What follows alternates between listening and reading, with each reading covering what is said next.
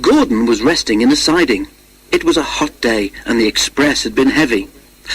"I get so out of breath," he complained, "but nobody cares. They just say I'll be all right after a rest." "Get the Fat Controller to give you tanks in the bunker," suggested Thomas cheekily. "You'll feel a new engine. We tank engines never get out of breath, you know." Perhaps it was lucky for Thomas that poor Gordon hadn't the energy to reply. The men worked hard on Gordon, but they couldn't make him better. "You need new tubes, Gordon," they said. "You'll have to go to the works to have them fitted." While Gordon was being mended, Henry pulled the express.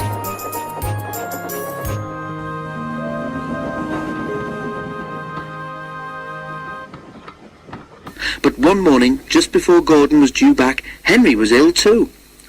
"We've no spare engine except Thomas," the inspector told the Fat Controller, "but he can't pull the train on his own." "Could Percy help?" asked the Fat Controller. The inspector shook his head. "The two of them with Duck might manage," he suggested. "It's only as far as the works. They're sure to have a spare engine there." So the three tank engines were coupled together, Thomas nearest the train, Duck in the middle, and Percy at the front. Then, slowly, they started. Come on," fussed Percy importantly.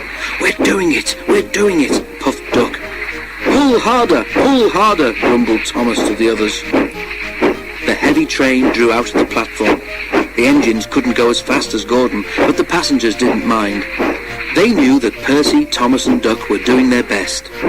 Expresses are not like branch line trains. They don't stop at all the stations, and the engines don't have a chance to get their breath back. Soon the three began to feel tired. They struggled valiantly up Gordon's hill, but the strain was beginning to tell.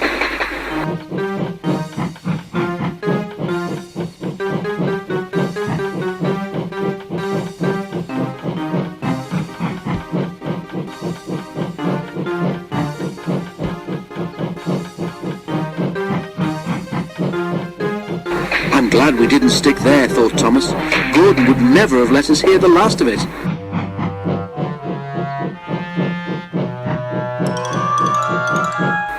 But the hill proved too much for Percy.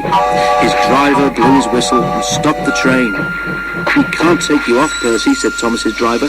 "Do the best you can to keep your brakes off. It's not far now." This made things harder for the other two, but they struggled gamely on, twin columns of steam shooting high into the air. We're nearly there," puffed Thomas and Duck together as they summoned a last brave effort. Poor Percy had no steam left to say anything. They were just passing the works when Duck found he could go no further. Thomas could not pull the heavy train on his own, and the cavalcade came to a standstill a few yards short of the station platform. And there, standing watching from the works siding, stood Gordon. The Fat Controller, who'd been on the train, told the three engines he was proud of them. "You did very well to get so far," he said, "and now you deserve a rest." Duck, Percy and Thomas were uncoupled, and a new engine took their place. As the tank engines moved wearily away, Gordon looked at Thomas and smiled. Then he took 3 deep breaths and winked.